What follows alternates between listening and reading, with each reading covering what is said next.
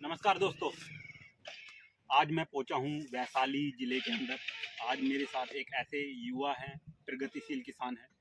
उनसे हम कुछ चीज़ों पे बात करेंगे, जैसे कि उन्होंने पीछे मेरे आप देख सकते हैं काफ़ी लार्ज स्केल पर खेती कर रहे हैं। उसमें भी उन्होंने सेम की फली लगाई हुई है। तकरीबन काफ़ी बड़े एरिया में कर रहे हैं। आइए चलते हैं, उनसे ही बात करते हैं।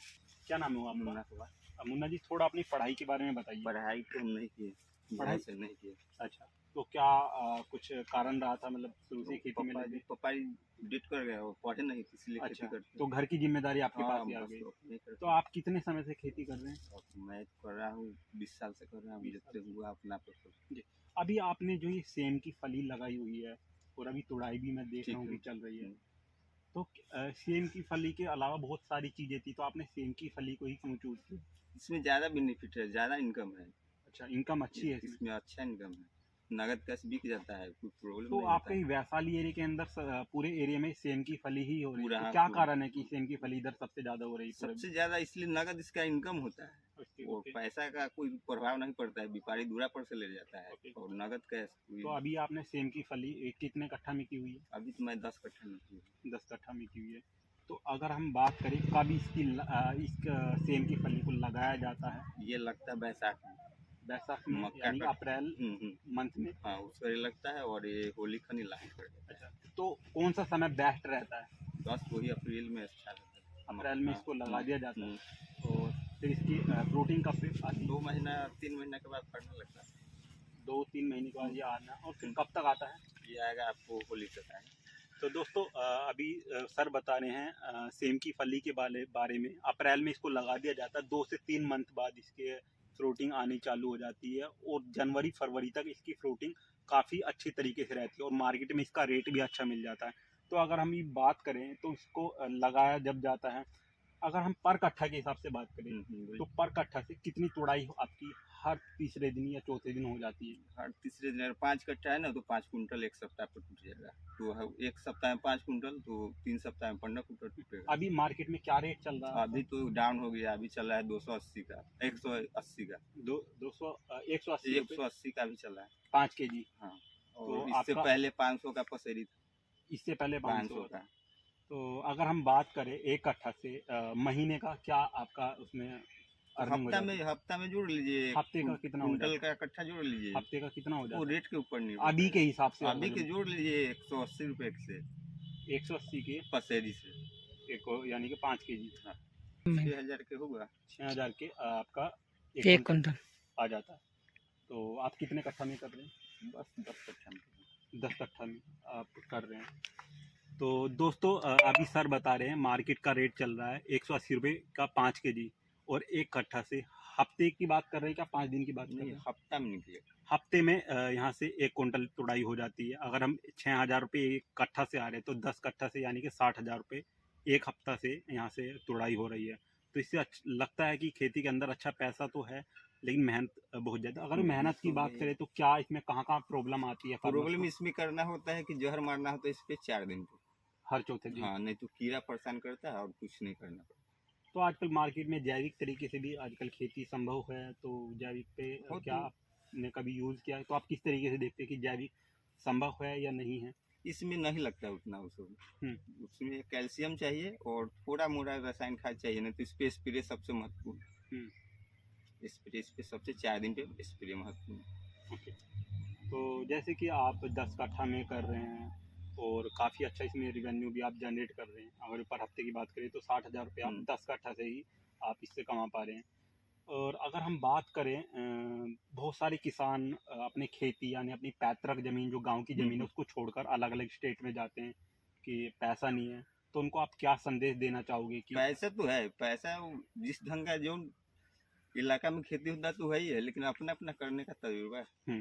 अपना अपना करने का तजुर्बा है। तो मतलब क्या उनको लगता है, क्या आप उनको मैसेज देना चाहोगे कि अगर आप खेती करो तो किस ढंग से करें, ताकि उनको अपना गांव छोड़कर, यानी कि अच्छी उनके पास ज़मीन होने के बाद भी शहर में जाकर 10 से 15 हज़ार की नौकरी करते हैं, उसके बाद भी मतलब परेशानी रहते हैं, आप देखते होंगे, लेकिन आपने अपने गांव के तो अंदर ही वो ऐसा रहकर आदमी यहाँ पे नहीं खेती करने के लिए चाहता है, मेहनत के कारण नहीं करता है, इसलिए 10 से 15 हजार के महीने पे बाहर चल जाता है, अपना किया अपना काम किया। यहाँ की थोड़ा मेहनत है, कष्ट, लेकिन पैसा भी है। पैसा है। तो आप जैसे कि पटना शहर के नज़दीक है, तो आपको एक ये तो हो जाता होगा कि पटना ज़्यादा दूर नहीं, अच्छा नहीं, व्यापारी पटना आते हाजीपुर दोनों नजदीक है, नज़दीक है, तो व्यापारी आते हैं यहाँ से खुद लेके चले बेस दोरा पर से आके ले जाते जाते।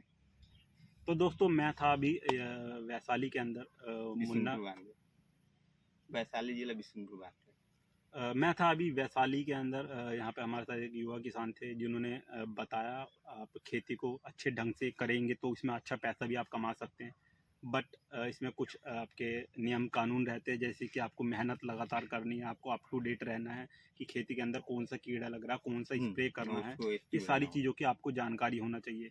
साथ ही अगर जो प्रॉफिट की बात करें तो 10 कट्ठा से पर वीक वे 60,000 रुपये कमा रहे हैं। अगर हम बात करें एक मंथ की तो शायद 2,40,000 रुपये एक मंथ में वे यहाँ से अर्न कर रहे हैं।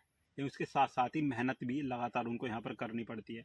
तो लेबर कोस्ट अगर जो बात करें कितनी लेबर यहाँ पे आपको लगानी पड़ती है कट्ठा में यार कट्ठा में नहीं 10 कट्ठा दो लेबर तोड़ देता। तो इसके बारे में आपने सारा रेवेन्यू मॉडल बना दिया है, तो इसके बारे में थोड़ा मुझे बताइए।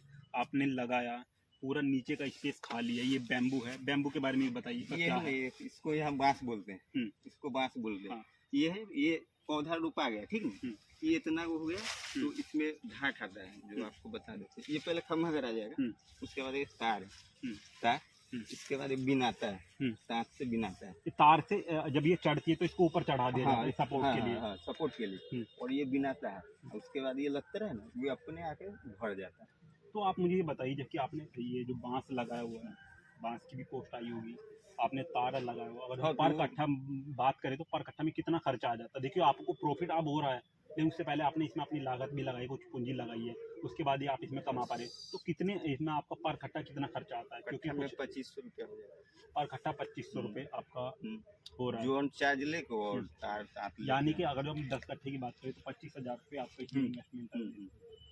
इसके बाद मान लीजिए आप इसको हार्वेस्ट कर लेंगे, ये जब इसका सीजन खत्म हो जाए इसको यहाँ से उखाड़ के एक जगह इसको गाज देंगे, तो ये तो फिर अगला फसल में काम ये दोबारा काम आ हाँ, नीचे से गल भी जाता होगा। हाँ वो टूट जाता है ना, तो फिर साइड में नया दे देंगे आप, फिर इसको अंदर कर देंगे। तार और बैम्बू का खर्चा मिला के आप बता रहे कि 2500 रुपये आ जाता है, पूरा लेबर चार्ज सब लेकर टोटल पर कट्ठा बासु सब।